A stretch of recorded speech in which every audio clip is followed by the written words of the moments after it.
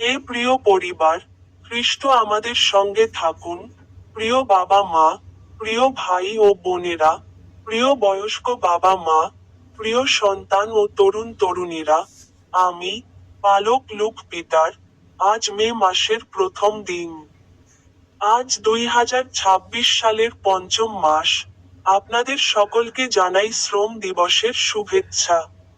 প্রথম বাইবেল পদটি প্রচার করুন। পবিত্র যোহনের সুসমাচার, অধ্যায় 20, পদ 1 ও 2।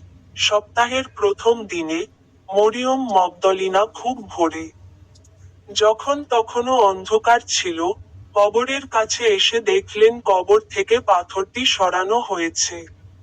তখন তিনি দৌড়ে সিমন পিতর এবং যিশুর প্রিয় অন্য শিষ্যের কাছে গিয়ে বললেন, তারা প্রভুকে কবর থেকে নিয়ে গেছেন। এবং আমরা জানি না তাকে কোথায় রেখেছেন।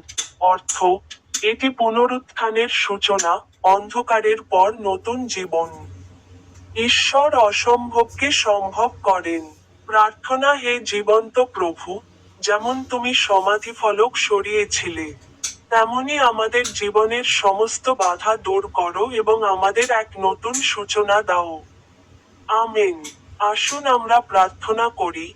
হে আমার পিতা, হে গাধার পিঠে আরোহী যিশু, হে তালগাছের ত্রাণকর্তা, হে পোপ লিও চতুর্দশ, হে আর্চবিশপ টমাস জেসায়ান নেত্য, হে রাজা চার্লস তৃতীয়, আজ মে মাস, এটি 2026 সালের পঞ্চম মাস।